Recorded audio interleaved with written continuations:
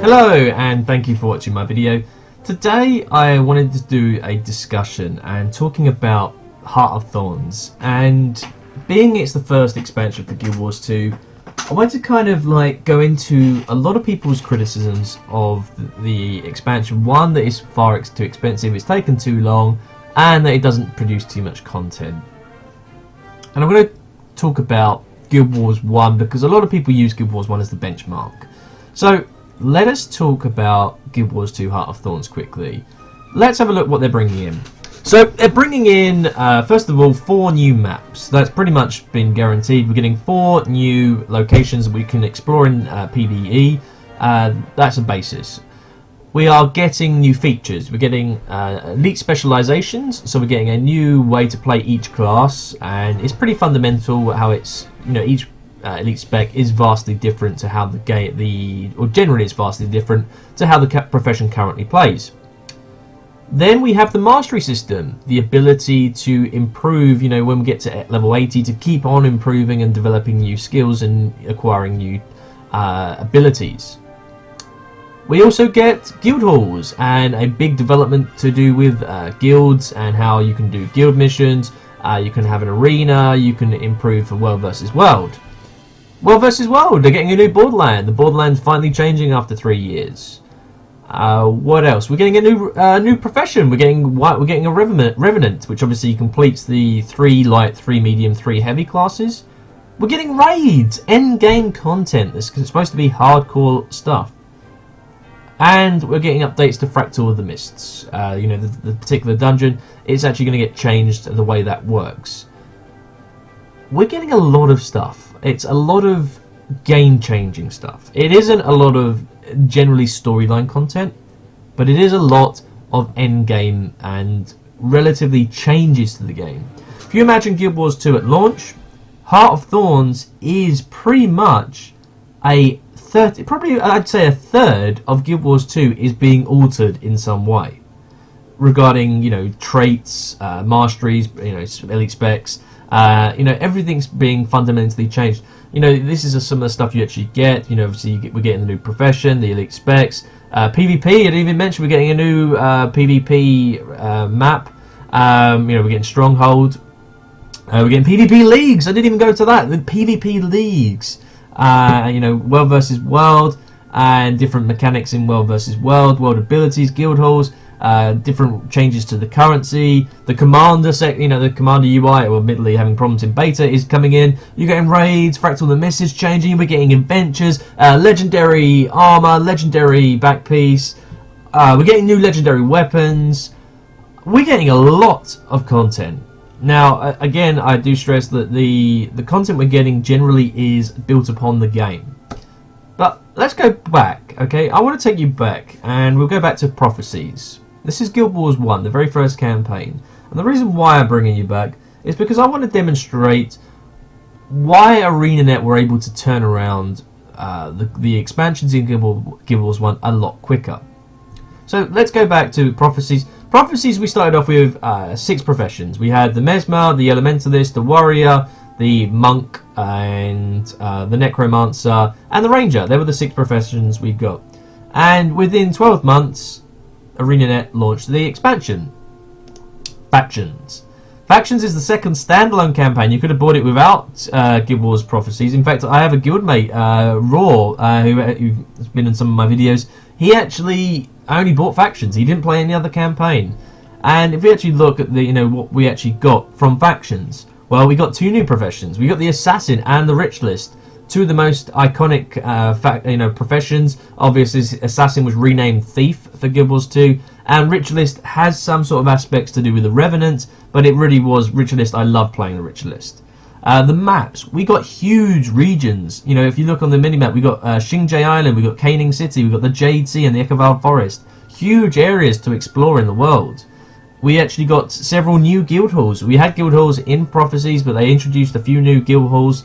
And they brought in cooperative missions. They brought in 5 challenge missions where you could actually go and try and beat your time and, you know, score, and you compete against other players, and you get rewards, you know, at the end of the day, end of the week, and end of the month. You know, you also had things like the Fort Aspenwood and the Jade Sea, which was where you were divided up into two teams. You'd play either as Luxons or Kurziks, and you would fight you'd fight for particular outposts, and that could affect, you know, sort of what you could do. Your guild could claim an outpost, and it was some really cool content. We got loads of quests, and obviously the personal story was quite interesting. It was quite a good personal story.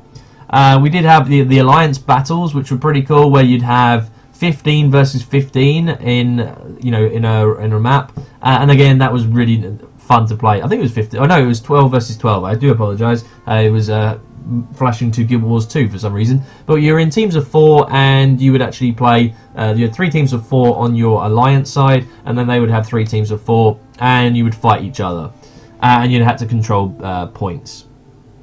And they also brought out in-game content. They brought out, eventually it came out until you had the Deep and the Urgo's Warren, and that was proper hardcore in-game content. In fact, it is the only place in Guild Wars 1 where you had 12-man content.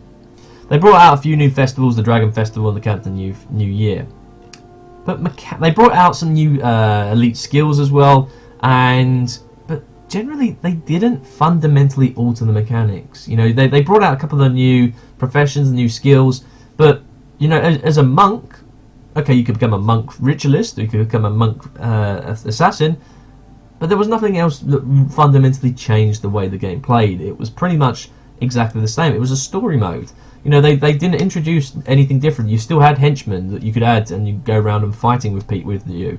You had exactly the same type of thing. It was basically an add-on. It was, in the very essence of the word, a story mode add-on with a couple of new professions, really.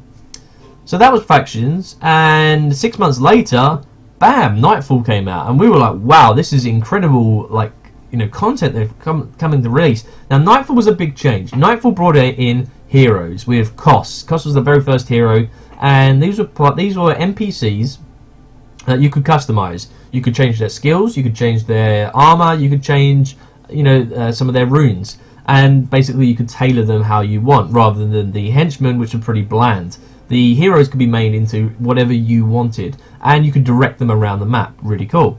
Not at that time. Initially, you couldn't, though.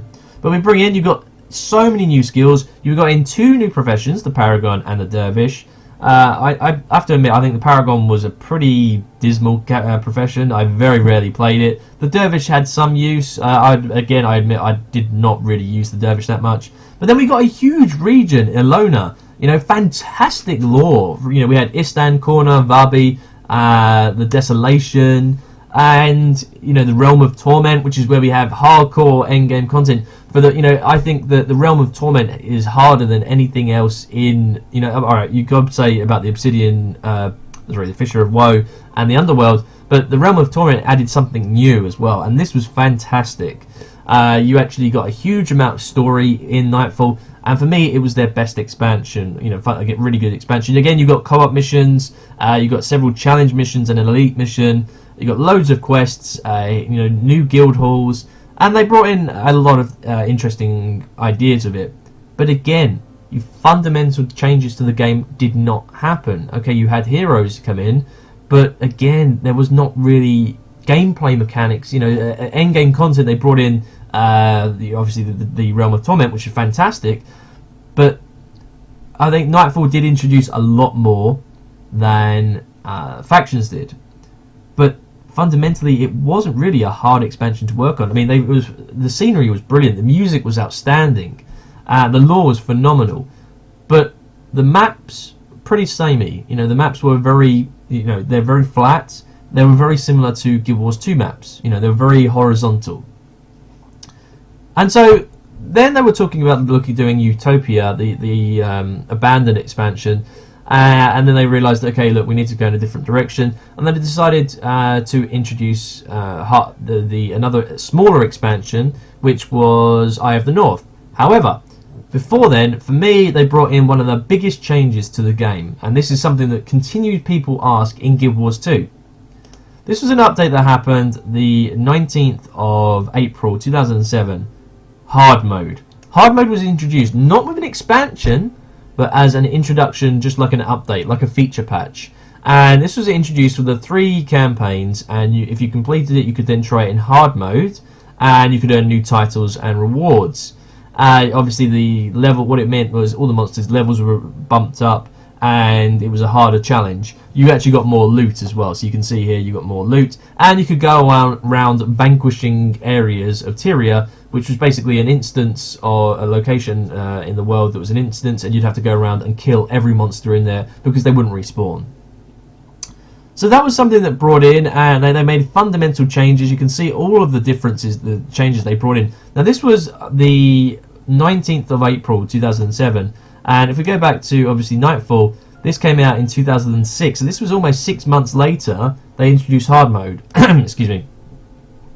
So that was in 2007, April 2007, and then we got Guild Wars Eye of the North. This came out in August 31st, 2007. Again, fundamentally, the content just keeps coming and coming, and it is phenomenal, the content that they were able to provide. Bear in mind that if we go back again, that only in April 2006, okay, April 2006, okay, so in over 12 months, they released, oh, okay, so if we say 15 months, or 16 months, they released Factions, they released Nightfall, they released the hard mode, and then it was an update, and then they released Eye of the North. That is an incredible amount of content that they introduced in one go within that short period of time. And when you compare it, that in that period, Guild Wars 2, they've been working on the Heart of Thorns all this time.